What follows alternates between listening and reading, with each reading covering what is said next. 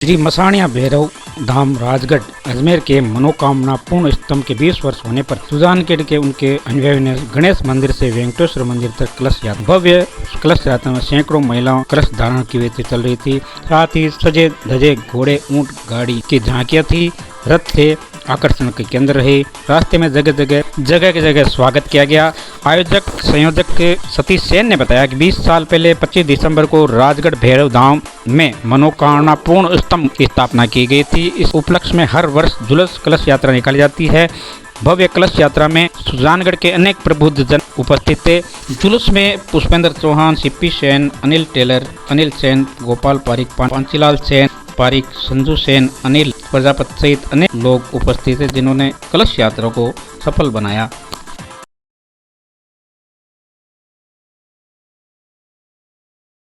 मसाणिया हर साल की भांति इस साल भी बाबा की कृपा से मसाणिया भैरव धाम राजगढ़ अजमेर 25 दिसंबर बहुत बड़ा कार्यक्रम वर्षगांठ मनाई जाती है मनोकामना पूर्ण स्तंभ। उसके उपलक्ष्य में सुजानगढ़ में हर साल बाबा के भक्तगण व हजारों श्रद्धालु कार्यकर्ता मिलकर जुलूस का आयोजन करते हैं। इस बार भी श्री गणेश जी मंदिर स्टेडियम से जुलूस व कलश यात्रा भव्य झांकियों ऊंट घोड़ी डीजे के साथ जुलूस रवाना हुआ, जिसमें सैकड़ों महिलाओं ने भाग लिया, हजारों कार्यकर्ताओं ने भाग लिया। झंडियाँ ध्वज लेकर बाबा के सभी चले, और जिसमें हमारे गणमान्य सभापति उप सभापति हमारे समाज की भामा साहब, विनोद जी कोठड़िया, अध्यक्ष साहब, सेन समाज के काफ़ी लोगों ने बढ़ चढ़कर हिस्सा लिया।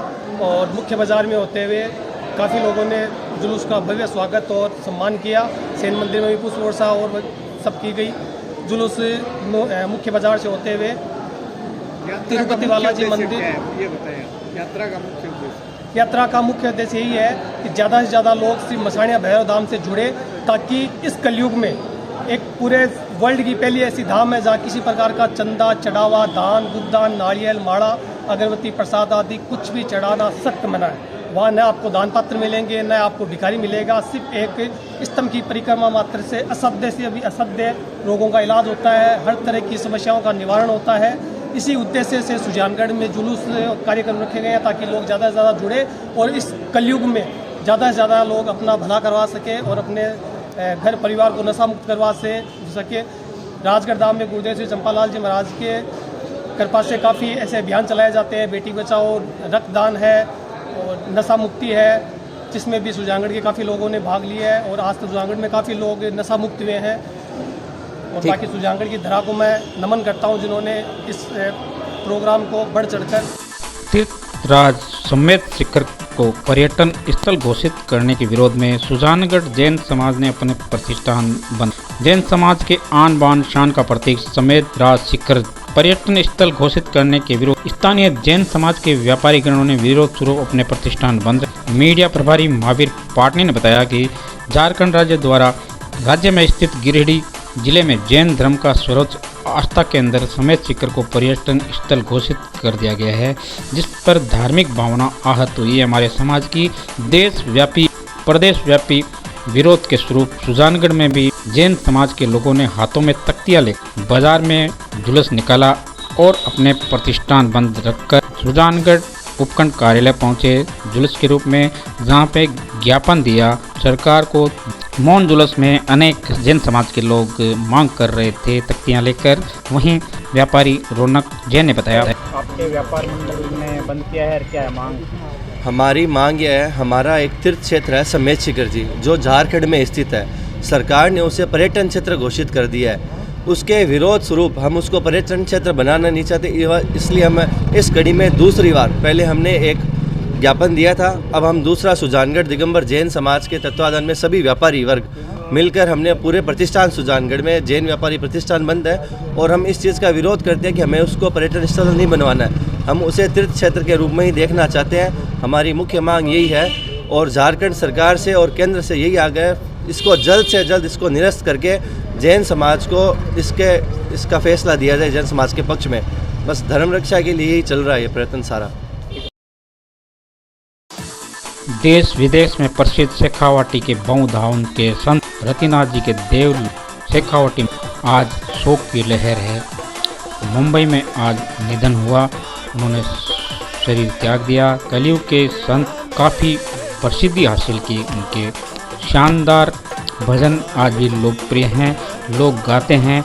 उनके भजनों की ऐसी श्रृंखला थी, लोग निरंतर वो भजन गाते और सुजानगढ़ के लोगों में काफ़ी लगाव था। सुजानगढ़ संत रतिनाथ जी महाराज का लोग सुजानगढ़ के लक्ष्मी मंदिर में जिन्होंने अनेक बार भजन संध्या में भाग लिया, भजन गाए, लोग उन इतने फैन थे। सोशल मीडिया में हर वक्त उनकी फ़ोटो छाई रहती थी अपने भक्तों के बीच में।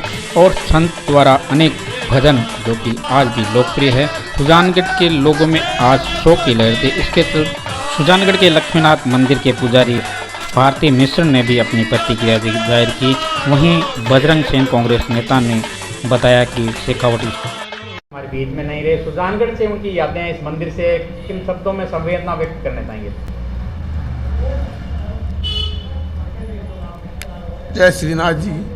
आज के आकस्मिक निधन का समाचार सुनते ही हम लोग तो सब स्तब्ध रह गए, कोई शब्द नहीं है बोलने के लिए। बाबा जी पूरे हिंदुस्तान के अंदर ऐसे दयालु साधु थे जिनकी कोई भी आज पहले भी नहीं थी, आगे भी नहीं होगी। उनकी बराबरी की कोई होड़ करने वाला नहीं रहेगा। और श्रीनाथ जी महाराज उनको अपने चरणों में भगवान जगह दे, इसी के साथ में ये कहता हूँ। लक्ष्मीनाथ भगवान के मंदिर के अंदर उनके 20 प्रोग्राम हुए, बाबा जी की कृपा थी। बाबा जी की कृपा से हम लोग सांस ले रहे हैं। मेरे में तो कुछ नहीं बचा है। किन शब्दों में कहना चाहेंगे? श्री श्री 1000 रत्नाथ जी महाराज का सुबह उठते ही समाचार मिला। बहुत ही दुखद समाचार है। पूरे विश्व में उनका एक नाम था और हमारे हिंदू समाज के सबसे बड़े संत थे और मैं उनकी आत्मा को सत नमन करता हूँ। मेरे को अभी मैं घर से आ रही थी मंदिर, तो मेरे को एक दिन बोला कि रत्नाथ जी महाराज स्वर्ग धाम पधार गए हैं। मेरे को बड़ी तकलीफ़ हुई, बहुत दुख हुआ, क्योंकि हमारे मंदिर में वो हमेशा चौथ के दिन आते थे। गणेश चौथ को उत्सव होता था बहुत भयंकर जोरदार, और हम उनके भजन सुनते थे, हमको बहुत अच्छा लगता था। उनको बारंबार नमस्कार।